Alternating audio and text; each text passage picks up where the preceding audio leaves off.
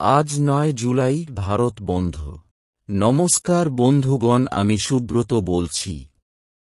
৯ জুলাই ২০২৫ তারিখে কেন্দ্রীয় সরকারের কর্পোরেটপন্থী এবং শ্রমিক বিরোধী নীতির প্রতিবাদে বিভিন্ন কেন্দ্রীয় ট্রেড ইউনিয়ন ও কৃষক সংগঠনগুলির যৌথ মঞ্চ দেশব্যাপী ভারত বন্ধের ডাক দিয়েছে।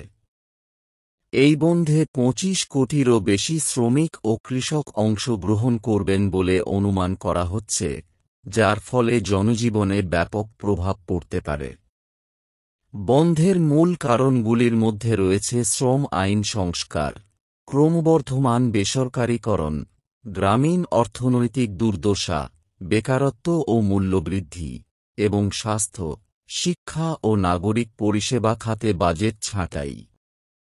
ইউনিয়নগুলির অভিযোগ, নতুন শ্রম কোডগুলি শ্রমিকদের ধর্মঘট ও ইউনিয়ন গঠনের অধিকারকে খর্ব করছে।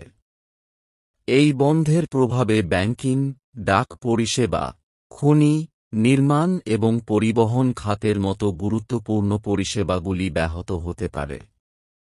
যদিও রেল ইউনিয়নগুলি আনুষ্ঠানিকভাবে অংশগ্রহণ করছে না, তবুও কিছু স্থানে বিক্ষোভের কারণে ট্রেন চলাচলে বিলম্বের সম্ভাবনা রয়েছে। হাসপাতাল, অ্যাম্বুলেন্স এবং দমকলের মতো জরুরি পরিষেবাগুলি বন্ধের আওতামুক্ত থাকবে। স্কুল ও বেসরকারি অফিস খোলা থাকার কথা থাকলেও গণপরিবহন ব্যাহত হওয়ায় যাতায়াতে সমস্যা হতে পারে। ভিডিওটি শেয়ার করে সবাইকে এই বিষয়ে জানার সুযোগ করে দেবেন। ধন্যবাদ।